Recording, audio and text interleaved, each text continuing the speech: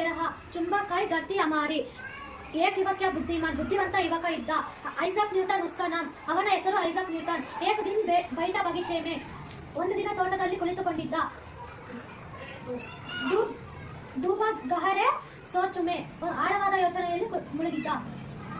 पेड़ से गिरे एक सेब लाला ಮರದಿಂದ ಒಂದು ಕೆಂಪು ಸೇಬು ಕೆಳಗೆ ಬಿತ್ತು.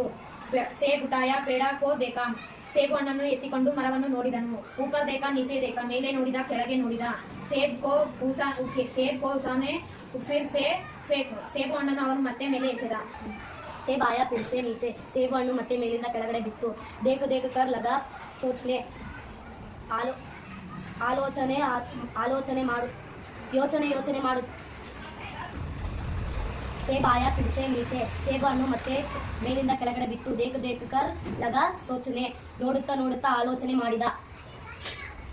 ಅಕೀರ್ ಯಹಾ ಫಿರ್ ಕ್ಯಾ ನೀಚೆ ಕೊನೆಗೆ ಇಲ್ಲಿ ಯಾಕೆ ಬಿತ್ತು. ಸೋಚ್ ಕರ್ ಲಗಾ ಫಿರ್ ಸೆ ಸೋಚ್ ಕರ್ ಪತಾ ಲಗಾಯ ಯೋಚಿಸಿ ಪತ್ತೆ ಹಚ್ಚಿದ. ಕೋಚ್ಗಿಂತ ಯಹ ಸಂಜಾಯ ಪತ್ತೆ ಹಚ್ಚಿ ಇಲ್ಲಿ ಕಂಡುಕೊಂಡ. ಚುಂಬಕ್ ಬಂಕರ್ ಧರ್ತಿ ಹಮಾರಿ ನಮ್ಮ ಭೂಮಿ ಗುರುತ್ವಾಕರ್ಷಣ ಹೊಂದಿದೆ. ಕೀಚೆ ವಸ್ತು ಹೈ ಅಪ್ನಿ ಓರ್ ಸಾರಿ ಎಲ್ಲ ವಸ್ತುಗಳನ್ನು ತನ್ನ ಕಡೆ ಎಳೆದುಕೊಳ್ಳುತ್ತದೆ. ಬಚ್ಚೋ ಯಹಿ ಹೈ ಗುಣ ಧರ್ತಿ ಕಾ ಮಕ್ಕಳೇ ಇದೇ ಗುಣ ಭೂಮಿ ಹೊಂದಿದೆ. ಯಾದ್ ರಖೋ ತುಮ್ ನಾಮ್ ನ್ಯೂಟನ್ ಕಾ ನೀವು ನೆನಪಿನಲ್ಲಿಟ್ಟುಕೊಳ್ಳಿ ನ್ಯೂಟನ್ನ ಹೆಸರು.